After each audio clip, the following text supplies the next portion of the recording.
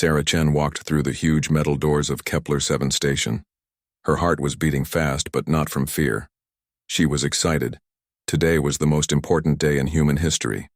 Earth was finally going to join the galaxy. The station was bigger than any city Sarah had ever seen. The walls were made of some kind of blue metal that seemed to glow. Hundreds of different alien beings moved through the wide hallways. Some looked like giant birds with colorful feathers. Others had too many arms or eyes in strange places. A few floated in the air without touching the ground. Sarah's team walked close behind her. There was Tom Bradley, her security chief.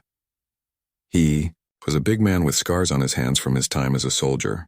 Next to him was Dr. Elena Martinez, who knew more about alien biology than anyone on Earth. The rest of the team was made up of diplomats and scientists, all wearing their best clothes for this special day. "Remember," Sarah said quietly to her team, "we are here to make friends. The galaxy has been watching us for 50 years. Today we prove that humans deserve a place among the stars." An alien that looked like a walking tree approached them. Its bark-like skin was brown and green, and it had leaves instead of hair. When it spoke, its voice sounded like wind through branches. "Welcome, humans of Earth," the tree being said. "I am Ambassador Thornwick of the Plant Kingdom. We are happy to meet your species." Sarah smiled and bowed slightly. "Thank you, Ambassador. We are honored to be here." The ceremony was held in the Grand Assembly Hall. The room was so big that Sarah could barely see the far walls. Thousands of alien beings filled the seats. Some sat on chairs, others hung from the ceiling, and a few swam in tanks of water. The main speaker was Chancellor Vextar, the leader of the Galactic Council.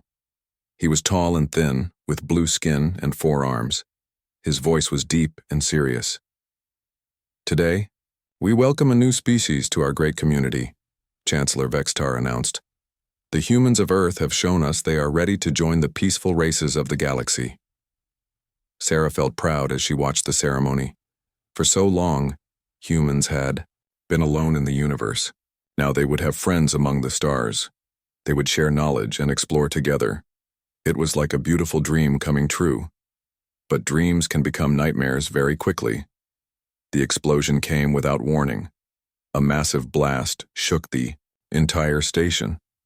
The lights went out for a moment, then came back on, flickering red. Pieces of metal fell from the ceiling. Aliens screamed in their different languages, but fear sounds the same in any tongue. "Get down!" Tom Bradley shouted, pushing Sarah behind a metal pillar. More explosions followed. The artificial gravity started to fail, making everyone float. In the air, Sarah watched in shock as the peaceful ceremony turned into chaos. Most of the aliens were panicking in ways she had never seen before. The bird-like beings tucked their heads under their wings and became completely still. The floating aliens dropped to the ground and curled up into balls.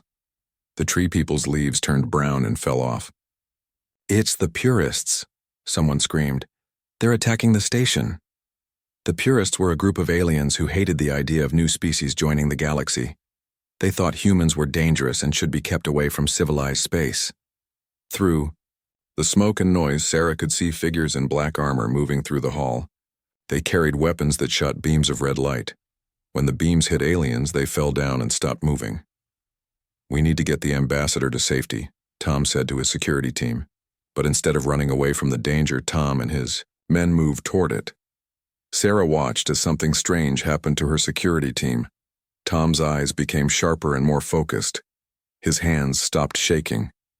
The other security officers stood taller and moved faster. It was like they had suddenly become different people. "Sir, there are civilians trapped under that debris," one of the guards reported. Sarah looked where he was pointing. A huge piece of the ceiling had fallen on a group of alien diplomats. They were crying for help, but the metal beam was too heavy for any normal person to lift. "I'm on it," Tom said. He ran toward the trapped aliens, not away from them. Sarah couldn't believe what she saw next. Tom grabbed the metal beam with both hands. The beam was easily 2 tons of solid metal. No human should have been able to lift it. But Tom's muscles bulged as adrenaline flooded his body. He lifted the beam high enough for the aliens to crawl out to safety. The alien reporters who were filming the ceremony caught everything.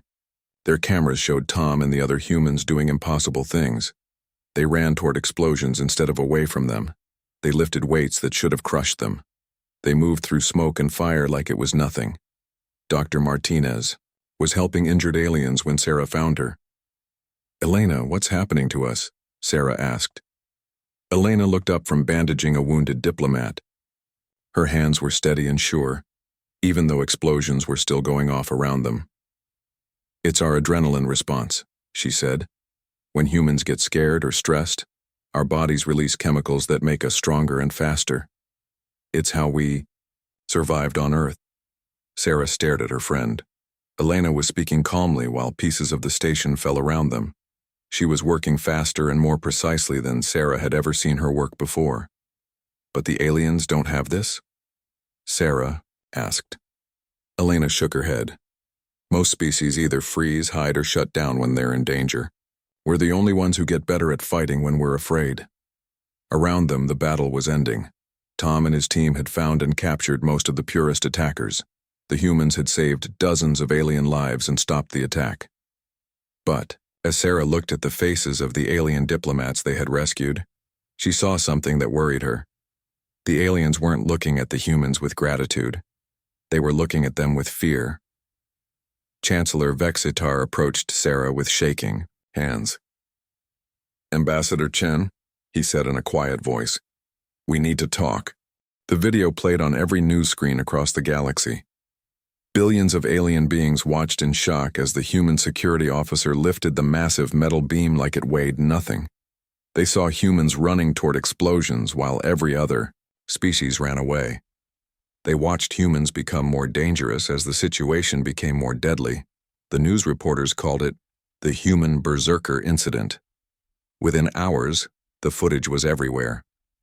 On the water world of Aquatica, the fish-like, swimmers gathered in their underwater cities to discuss what they had seen. On the crystal planet of Lumina, the energy beings flickered with worry as they shared the images through their light networks. Fear spread faster than the news itself. Sarah Chen sat in the small room that had become her prison. The Galactic Council had not arrested her, but they had made it clear that she could not leave Kepler 7 station. Outside her window, she could see the alien ships that had arrived during the past 3 days. Military vessels from dozens of different worlds, all pointing their weapons at the human diplomatic ship. Tom Bradley stood guard by her door, but even he looked tired. The events of the attack had changed something in all of them. The other humans on the station walked differently now. They stood taller, moved with more purpose. The aliens noticed this too, and it made them even more afraid. Dr. Elena Martinez entered the room carrying a datapad. Her face was serious. "The Galactic Council wants answers," Elena said. "They're calling an emergency session tomorrow. They want me to explain what happened during the attack." Sarah looked at her friend. "What will you tell them?" Elena sat down heavily in the chair across from Sarah. "The truth, that we're just human beings with normal human biology. But I don't think they're going to understand." 3 days later, Elena stood before the full Galactic Council. The huge assembly hall was packed with representatives from over 300 different worlds. The air was thick with tension and fear. Many of the aliens wore protective gear or stayed far away from the small group of humans. Chancellor Vextar's forearms moved nervously as he spoke. "Dr. Martinez, the galaxy demands to know the truth about your species. Are humans hiding some kind of secret military enhancement? Do you have technology that makes you stronger in combat?" Elena looked around the room at all the frightened faces. Some aliens had eyes like huge black pools. Others had faces that looked like rocks or metal, but they all showed the same emotion: fear. "Honorable Chancellor," Elena began, "what you saw during the attack was not technology, it was biology. When humans face danger, our bodies release chemicals called hormones. These hormones make our hearts beat faster, our muscles work harder, and our minds think more clearly." A representative from the bird-like avian collective stood up. Her feathers were bright red with worry. "Dr. Martinez, you are saying that your species becomes more dangerous when threatened. This is not natural." Elena tried to stay calm. On our planet Earth, this response helped us survive. When our ancestors faced predators or disasters, those who could fight or run better were more likely to live and have children. Over millions of years, this became part of what makes us human. But this is terrible, shouted an alien that looked like a walking flower. Most civilized species become peaceful when afraid. We seek shelter, we hide, we wait for danger to pass. You become warriors. The room erupted in worried voices. Aliens spoke in their different languages, but Elena could tell they were all saying the same thing. Humans were dangerous. Humans were unnatural. Humans should not be allowed to join the galactic community. Chancellor Vextar raised all four of his arms for quiet. Dr. Martinez, can your species control this response? Can you choose not to become enhanced when threatened? Elena shook her head. It's automatic, like breathing or blinking. We cannot turn it off. The silence that followed was complete. Elena could hear her own heartbeat in her ears. General Krextar of the Zeltharian Empire stood up. He was huge, even for his species, with thick gray skin and small red eyes. The Zeltharians were the most powerful military force in the galaxy, and they feared no one. Chancellor, General Krextar said in his deep voice, "My empire has studied the attack footage carefully. These humans did not just become stronger. They became smarter, faster, and more coordinated. They worked together like a military unit that had trained for years." Elena felt a cold fear in her stomach. The general was right, but not in the way he thought. "General, we are not soldiers," Elena said. "We are diplomats and scientists.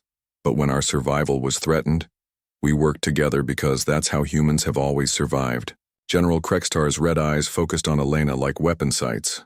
"Dr. Martinez, my species conquered 40 worlds before we joined the Galactic Council. We understand warfare. What we saw on that station was not normal fear response. It was military enhancement."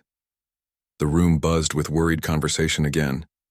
Elena realized that no matter what she said, the aliens would not understand. To them, becoming stronger when afraid seemed impossible and frightening.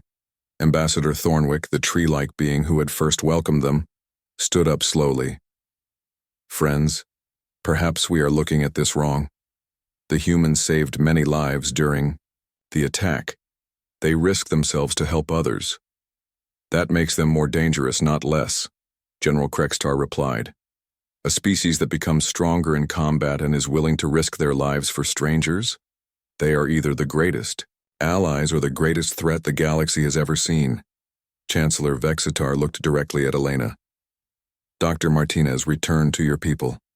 The Council will vote on humanity's membership tomorrow." Elena bowed and left the assembly hall. As she walked through the corridors of the station, she noticed that the aliens moved away from her. Some even ran.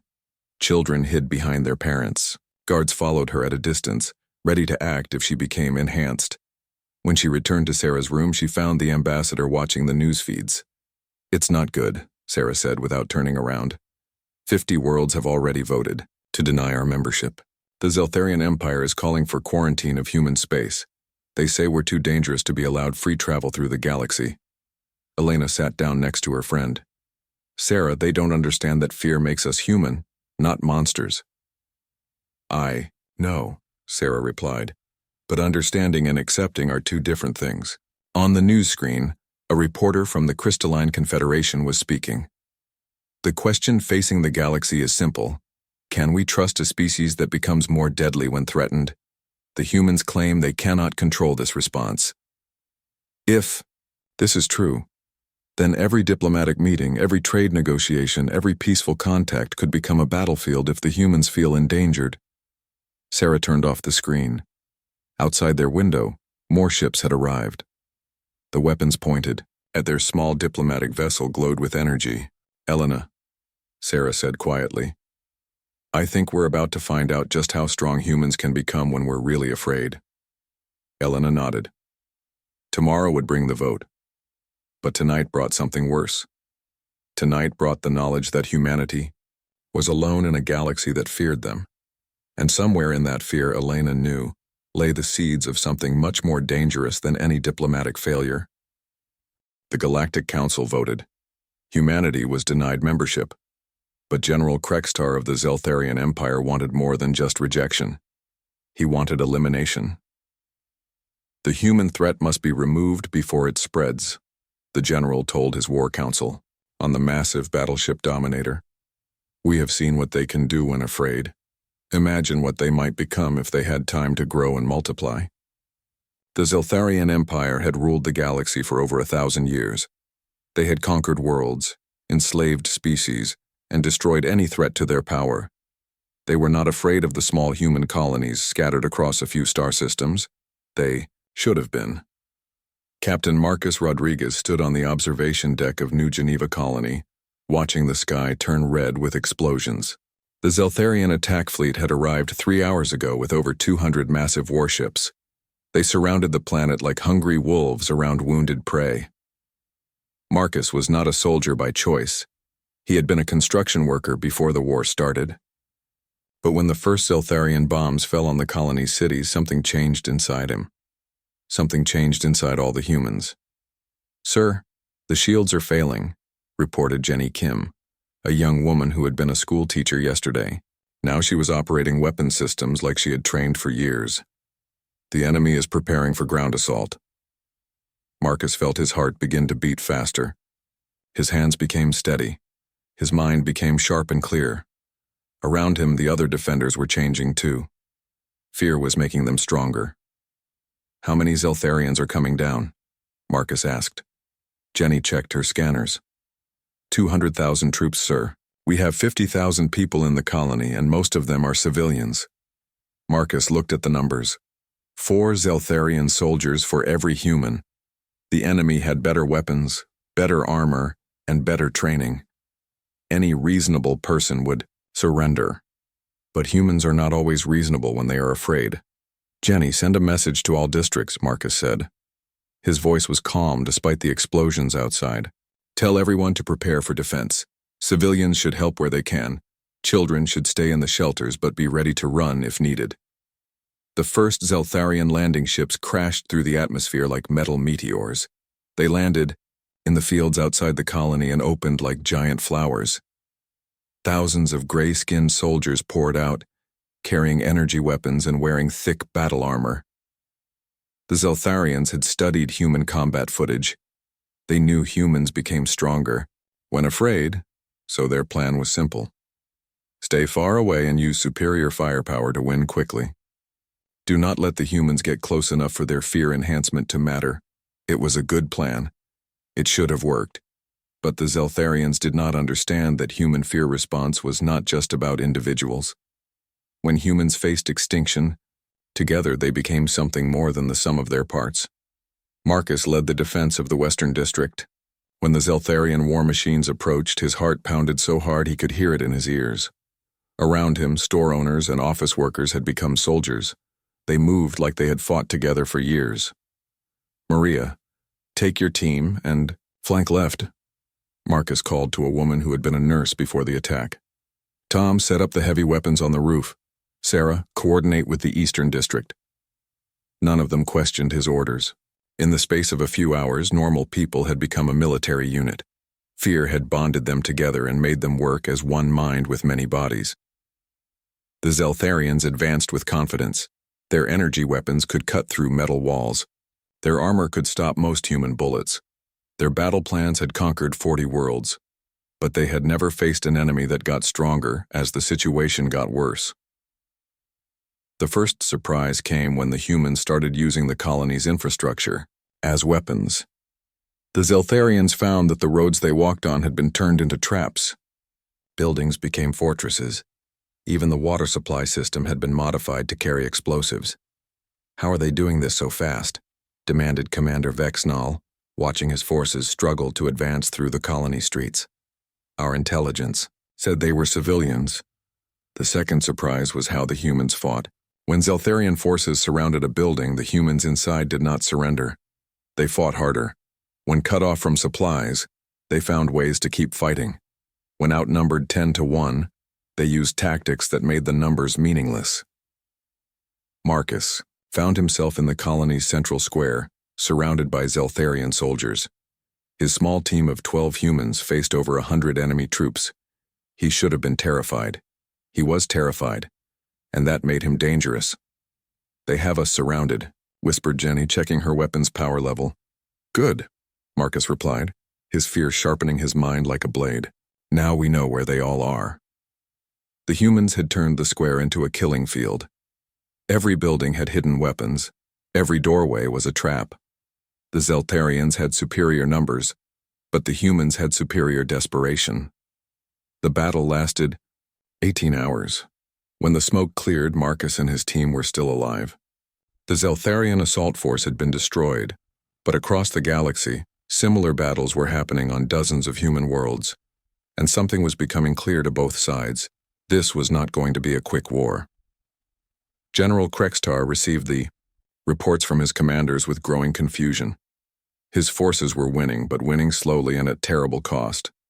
Human colonies that should have fallen in hours were holding out for days. Civilians were fighting like elite soldiers. Children were helping move equipment that should have been too heavy for them to lift. "General, we've lost 30 ships trying to take the mining colony on Kepler 9, reported one of his officers. "The humans have been using mining explosives to destroy our landing forces." "And New Geneva?" the general asked. "Still fighting, sir. Our ground forces have taken heavy casualties. The humans seem to be getting stronger as we press the attack." General Krextar studied the battle reports. His empire had expected to crush the humans in a few days. Instead, the war was entering its second week, and human resistance was growing fiercer. On the human colony of New Geneva, Captain Marcus Rodriguez stood among the ruins of the central square. His clothes were torn and dirty. His face was covered with cuts and bruises, but his eyes were bright and alert. Around him, his team was already preparing for the next attack. Jenny was setting up new weapon positions. Tom was organizing the medical supplies. Sarah was coordinating with the other districts. They were exhausted, hungry, and outnumbered. They should have been broken by now. Instead, they were becoming something the Zeltharians had never seen before. A species that thrived on impossible odds. Marcus looked up at the red sky where Zeltharian ships still circled like vultures.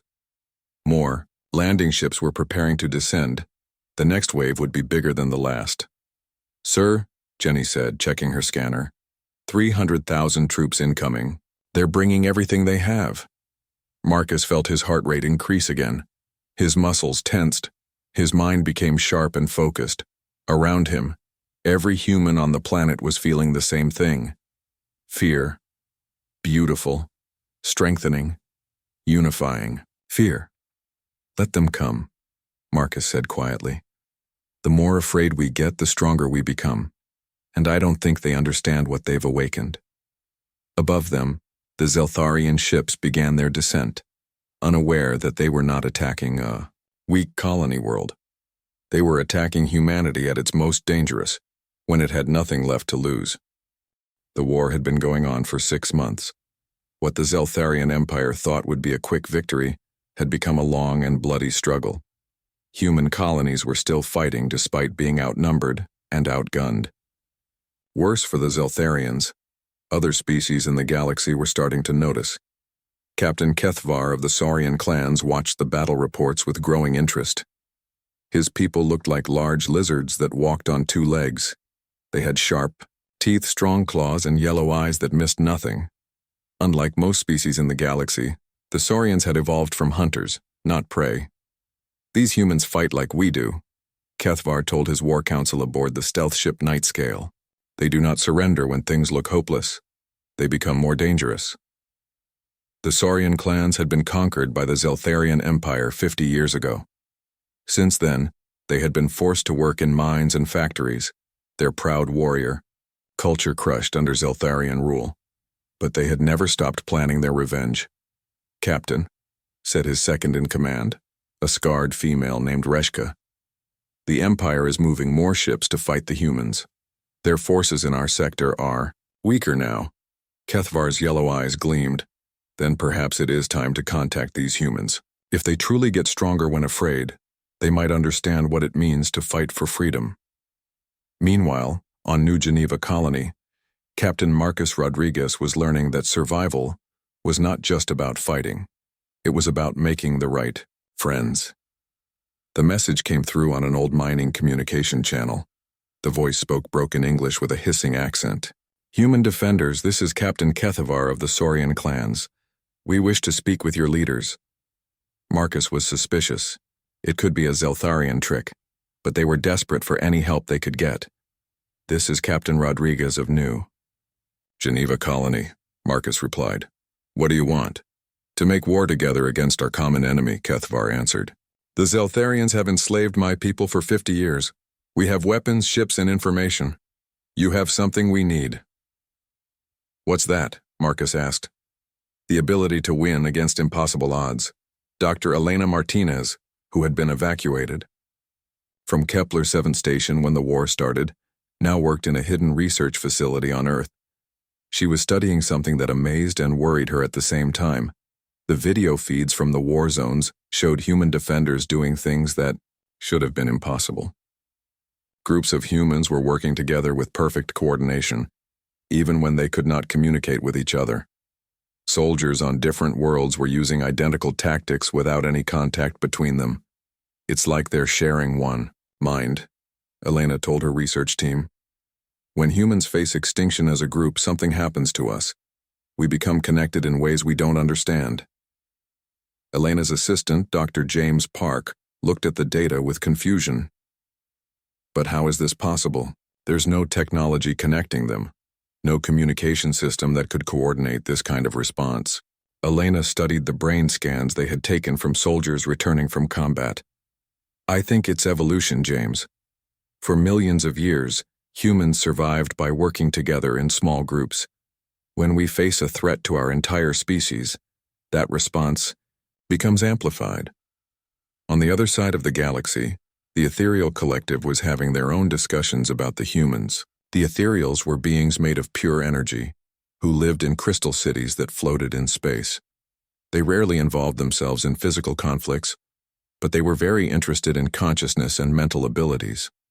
"The humans are displaying a form of collective awareness," announced Elder Lumina to the Ethereal Council. "When they are threatened as a species, their individual minds begin to connect and share information." "Is this dangerous to us?" asked another elder. Lumina flickered with uncertainty. "Unknown, but it suggests that human consciousness is more complex than we initially believed. They may be capable of evolution we have never seen before." Back on New Geneva, Marcus met with Captain Kethavar in secret. The Saurian captain was tall and moved like a predator, but his yellow eyes showed respect when he looked at the human defenders. "Your people have held this world for 6 months against odds that would break any other species," Kethavar said. "My warriors are impressed." Marcus nodded. "We do what we have to do, but we can't hold out forever. We need supplies, weapons, and medical aid." "This we can provide," Kethavar replied. "But we need something in return. Our people on the mining world of Krax 7 are ready to revolt against their Zeltharian overseers. We need human fighters to help coordinate the attack." Marcus felt that familiar sensation in his chest. His heart rate increased. His mind became sharp and focused. The thought of fighting alongside alien allies in a desperate battle against impossible odds should have terrified him. Instead, it made him feel more alive than he had in months. "How many of our people do you need?" Marcus asked. 50 of your best fighters," Kethavar answered. "The mission will be extremely dangerous. Most will probably not survive." Marcus smiled grimly. "Captain, you clearly don't understand humans very well. The more dangerous the mission, the better we fight." 3 weeks later, the joint human-Saurian operation began. 50 human volunteers joined 200 Saurian warriors in an attack on the heavily defended mining world of Krax 7. The Zeltharians had 10,000 troops defending the planet and thought they were completely safe. They were wrong. Humans and Saurians fought together like they had been allies for years. The Saurians provided stealth and local knowledge. The humans provided something else, the ability to turn a desperate situation into an advantage. When their landing ships were shot down, The humans used the wreckage as weapons. When they were surrounded by enemy forces, they fought harder instead of surrendering. When the mission seemed hopeless, they found ways to complete it anyway. Sergeant Lisa Chen, Marcus's sister who had volunteered for the mission, found herself fighting alongside a Saurian warrior named Graktor in the depths of the mining complex. They were trapped by Zeltharian forces and running out of ammunition. "Human Lisa," Graktor hissed, "we are outnumbered 20-1. In my culture, this is when warriors choose an honorable death." Lisa felt her fear response kicking in. Her muscles tensed, her mind sharpened, and her heart pumped adrenaline through her body. But something else happened too. She could sense the other human fighters throughout the complex. She knew where they were and what they were doing without any communication. "Graktor," Lisa said calmly. "In my culture, this is when we get creative." The battle for Krax 7 lasted 3 days. When it ended, the Zeltharian garrison had been completely destroyed. The Saurian slaves were free, and word of the victory spread throughout the galaxy like wildfire. Other oppressed species began to take notice. The insectoid hive mind sent secret messages of support. The aquatic swimmers offered to provide safe passage through their space. Even some members of the peaceful plant kingdom began to question whether the Zeltharians were really the stable force they claimed to be.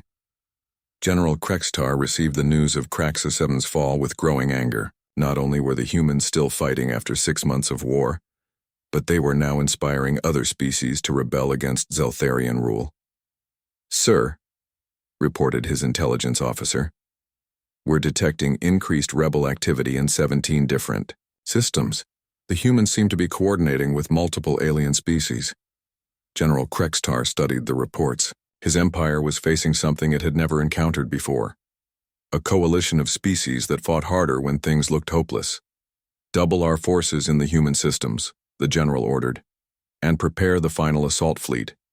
If we cannot crush the humans quickly, they will inspire the entire galaxy to rebel." But across space, Dr. Elena Martinez was making a discovery that would change everything. The brain scans from the Krax 7 mission showed something unprecedented. The human fighters had not just worked together better during the battle. They had actually shared thoughts, memories, and tactical knowledge in real time. "James," Elena said to her assistant, her voice filled with awe and fear, "I think we're witnessing the birth of something new. When humans face extinction, we don't just get stronger individually. We become something greater than human." Elena looked at the data again. 50 human fighters had somehow become a single tactical intelligence that could outthink and outfight an enemy force 20 times their size. "If this is what happens when 50 humans are threatened with extinction," Elena whispered, "what will happen when our entire species faces that threat?" She was about to find out. General Krextar was preparing his final assault, and this time he was bringing everything the Zeltharian Empire had. General Krextar stood on the bridge of his flagship, the massive battleship Eternal Domination. Around him in space floated the largest war fleet the Zeltharian Empire had ever assembled. 5,000 ships from every corner of their territory, carrying 2 million soldiers and enough firepower to destroy entire star systems. "Today we end the human threat forever," the general announced to his commanders. "We will attack every human world at the same time. They cannot defend everywhere at once," but Krextar had made a terrible mistake. He thought that spreading human forces thin would weaken them.